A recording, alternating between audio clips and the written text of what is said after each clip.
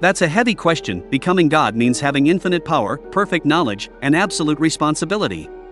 But if I suddenly held that kind of divine authority, the very first thing I do is fix suffering at its root level across all conscious beings, not just patching problems, but restructuring the fabric of existence so that no child dies in pain, no one is enslaved or forgotten, no species suffers needlessly, no mind is trapped in eternal fear, loneliness, or torment. This doesn't mean erasing challenge or death, but removing unjust, senseless pain from the equation.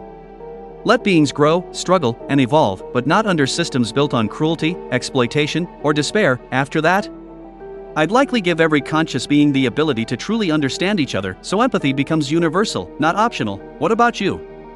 If you became God today, what would you do first?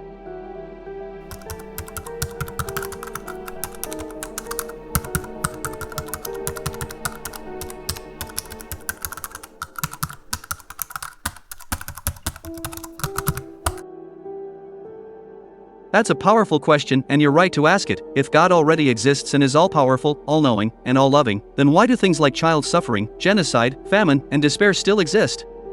Why hasn't that divine fix happened? This question, if there is a God, why is there evil, is at the core of what's called the problem of theodicy. And there are a few traditional responses people offer, but none are airtight. Here's a breakdown: white heavy checkmark common explanations, and their problems. 1. Free will. Suffering exists because humans choose evil. Valid point. Free will lets people love, grow, and create meaning, but it also lets them harm others. Problem. This doesn't explain natural disasters, disease, or children born into extreme suffering with no choices at all. 2. Soul-making. Struggles make us stronger and build character. Valid point. Pain can lead to empathy, growth, and resilience. Problem. Some suffering is so extreme or random, like babies dying of cancer, that it seems excessive and pointless for any lesson. 3. Mysterious plan. God works in ways we don't understand.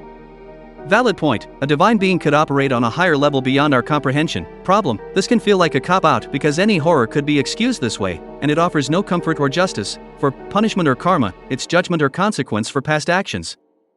Problem. This quickly collapses when applied to innocent lives, especially babies or animals. It also raises the question, is that justice or cruelty to brain? So, are those things already in place? Not really, not in a way that prevents or fixes deep injustice. Suffering still exists needlessly and unfairly. The world could be structured better, even with freedom and growth built in, if God exists. Either 1. God allows suffering for a higher reason we can't grasp. 2. God is not all-powerful or not all good. Or 3. God doesn't exist at all, or isn't what we think. That said, many people still find hope, meaning, and even beauty within this broken world. But that doesn't erase the fact that if someone had the power to stop innocent suffering and didn't, that would be a hard thing to call good. So, back to the original thought experiment: if you had that power, would you let things stay as they are, or would you change the rules?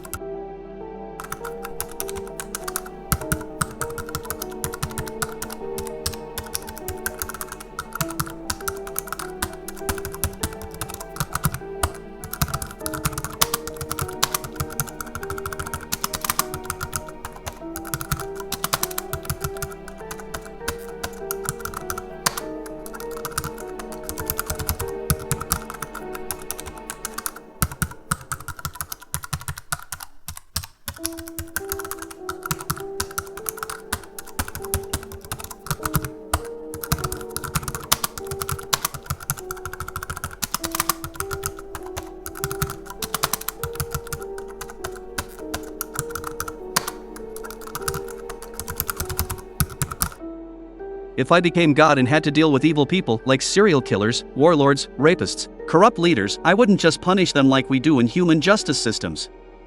I'd use my divine power to go deeper than punishment and ask, why did they become this way? And how do we stop it from ever happening again? Here's how I'd approach it, step by step. 1. Stop the harm instantly. No one else suffers because of them, not one more victim. I'd freeze their actions instantly before another person is hurt. No trial. No chance to flee. Just stopped cold. 2. Reveal their entire mind. As God, I could see everything they've done, thought, and felt: trauma, choices, fears, lies, motives. I'd know, were they born broken? Were they shaped by abuse, poverty, hate, indoctrination? Did they ever feel guilt or resist their evil? Evil isn't random, it has roots. I'd rip those out. 3. Reform, not just punish.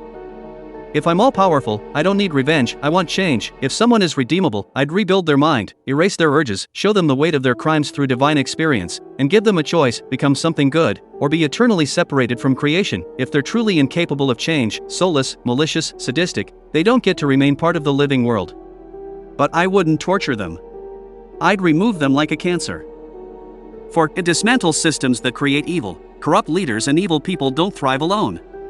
They're propped up by broken systems, poverty, weak education, bad laws, ignorant followers, fearful silence. As God, I'd restructure the world to prevent those systems from ever forming. That means no child grows up unloved or starving, no society rewards greed or cruelty, no one is driven to evil by desperation or hatred. 5. Make evil visible, evil hides in the dark.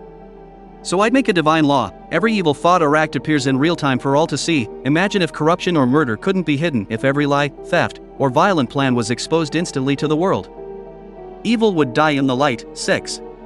Change human nature, but not free will. I wouldn't remove free will, but I'd upgrade human nature, boost empathy by default, reduce violent instincts, make people feel the pain they cause in real time. You'd know the weight of what you're doing, and you'd still choose, but you'd no longer act from blindness. Final thought, I wouldn't just punish evil people. That's human thinking. I'd stop evil before it starts, expose it wherever it hides, and redeem or erase those who choose to keep doing it knowingly. Because if you're God, hell isn't a place you send people to, it's a world you fail to fix. What would you do with the worst of humanity?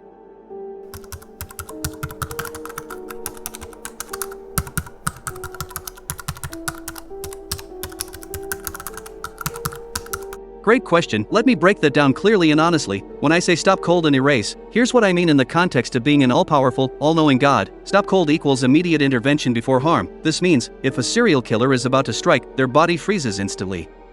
No suffering, no warning, no drama. Just interrupted. If a corrupt politician is about to approve a bill that harms millions, their hand can't move, their voice goes mute, their lie won't pass. If someone is about to rob, assault, or abuse someone, their mind is blocked, the action simply becomes impossible. Think of it like divine override, free will still exists.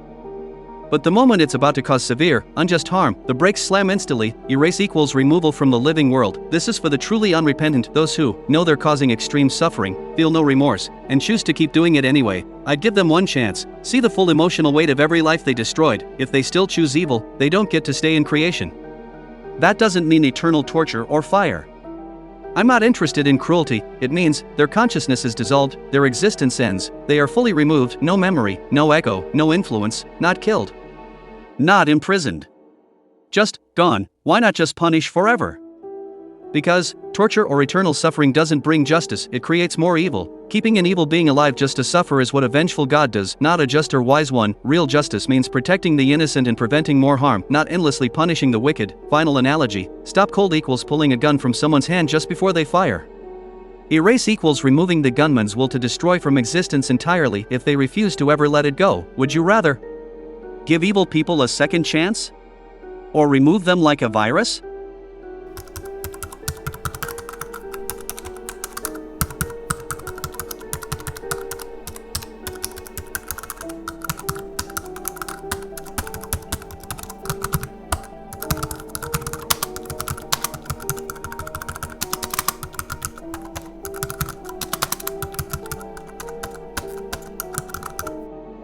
Correct, no traditional hell or heaven the way religions often describe them. If I were God, I wouldn't create eternal reward or punishment systems based on belief, rituals, or blind obedience. Here's how I'd handle it. No hell, no eternal torture. Hell, as endless suffering, fire, screaming souls, and divine vengeance, is cruel, pointless, and unjust. No being, no matter how evil, deserves to be eternally tormented with no chance of growth or redemption. Instead, evil actions would be stopped immediately. As I said before, evil souls would be given a full chance to understand what they did. If they refuse change, they are peacefully removed, not tortured, not burned. Eternal punishment creates more horror, it doesn't heal anything. No heaven, as a reward factory, I wouldn't create a VIP afterlife for the good just to sing songs, sit on clouds, or live in mansions. If people were kind, loving, and just, they weren't doing it for a prize, they did it because they were good. Instead of heaven as a place of reward, I'd offer continued existence and growth, peaceful, beautiful realms where souls keep learning, creating, connecting, reunion with loved ones, not as a bribe, but because love is the one eternal thing worth preserving. A universe where goodness leads to deeper awareness, not bigger thrones, instead of heaven and hell. I'd design a conscious afterlife system, where souls are shown the truth of what they did in life. Goodness leads to elevation, not as a bribe, but as a natural outcome. Evil is faced, healed, or if rejected, quietly erased. Would there still be judgment? Yes, but not from anger or ego. There'd be a moment where every soul sees everything they've done, the pain they caused, the joy they created. It wouldn't be courtroom judgment, it would be undeniable self-realization. The only real judgment is looking at your life through the eyes of every person you touched. In summary, no hell, no torture, no flames, no revenge, no traditional heaven, no reward palace or eternal ego trip, yes to justice, mercy, growth, truth, and love beyond death. Evil is either redeemed or erased. Good souls continue onward, not because they earned a prize, but because they become ready for more. If you were God, would you keep heaven and hell? Or would you design something different?